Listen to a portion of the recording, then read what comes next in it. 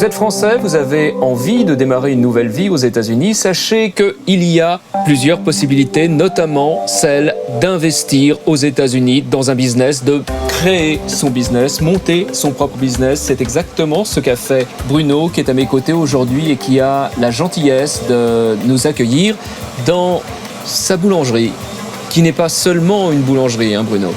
En fait, c'est quelque chose qui n'existe pas réellement en France. C'est une boulangerie, pâtisserie, bistrot, restaurant. C'est un peu finalement un salon de thé amélioré, quoi. On peut qualifier ça un salon de thé amélioré où les gens peuvent se restaurer de façon, on va dire, rapide, mais correctement. Ça va de l'encas, du croissant, jusqu'au plat cuisiné qui est le bœuf bourguignon. Quel était ton métier en France ? Mon dernier métier je travaillais dans l'immobilier. J'étais directeur des ventes dans une grande entreprise française dans l'immobilier.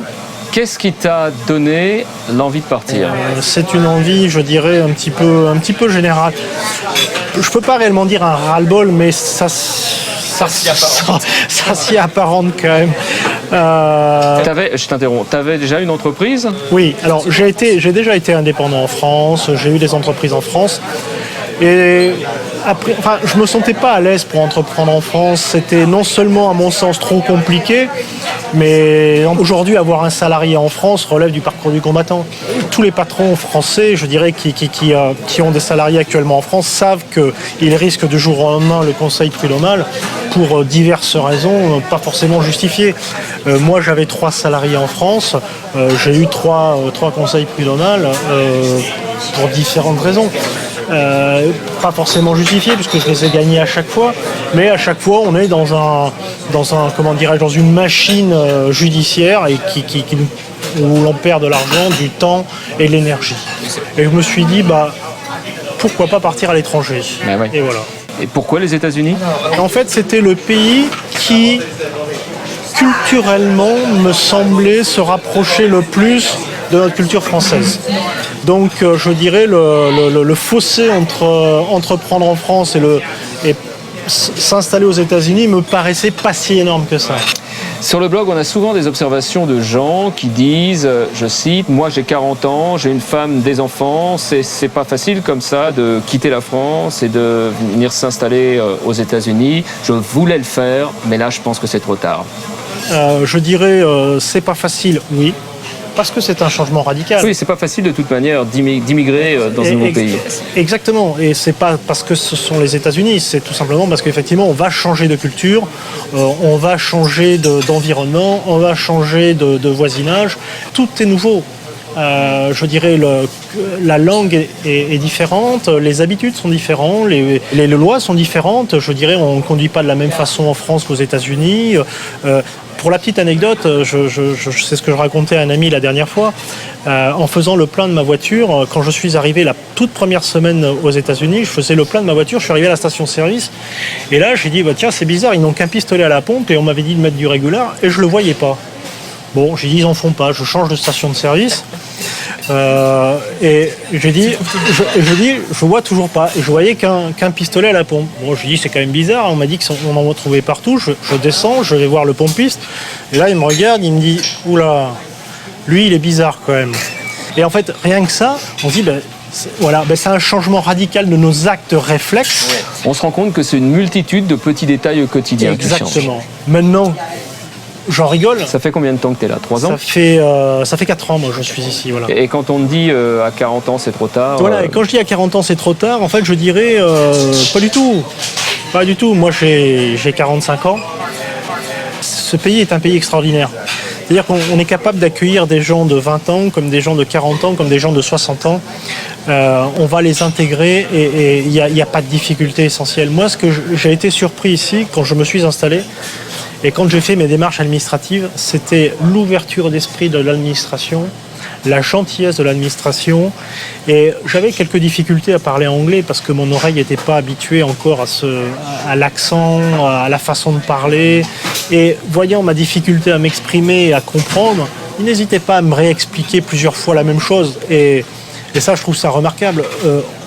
En France... C'est pas la culture. C'est pas la culture, c'est la culture du débrouille-toi.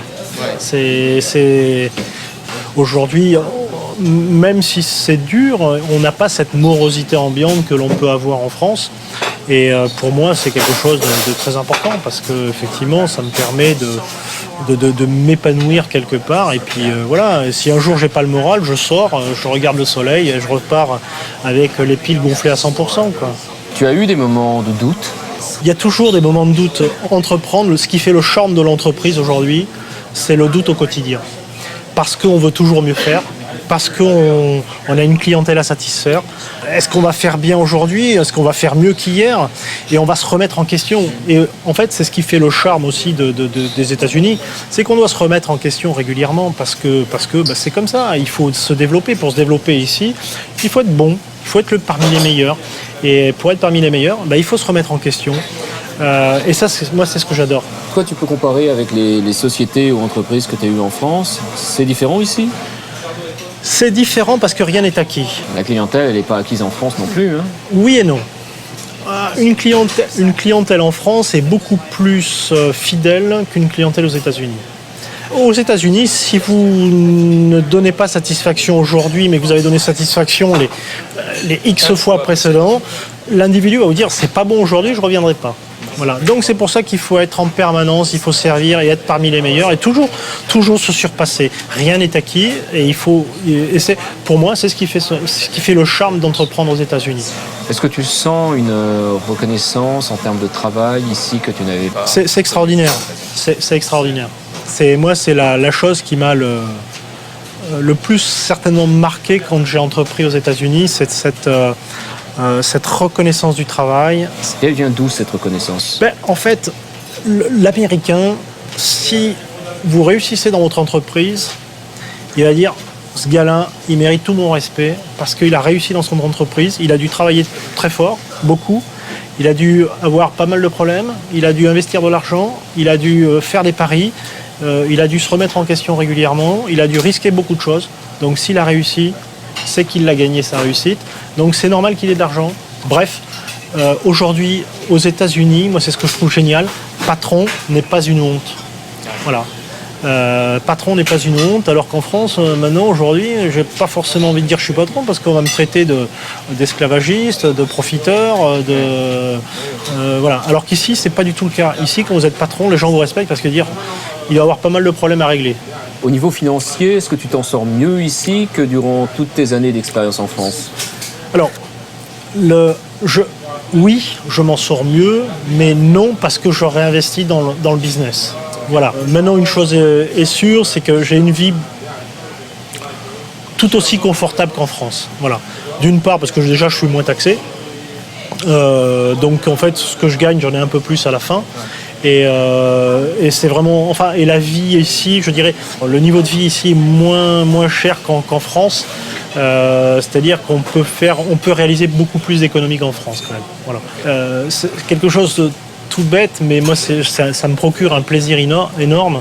C'est quand je vais faire des courses pour le business, je prends la voiture et je prends plaisir à rouler en voiture, à regarder les palmiers à droite, à regarder les palmiers à gauche, la mer, le soleil, le ciel, la plage, et je trouve ça remarquable.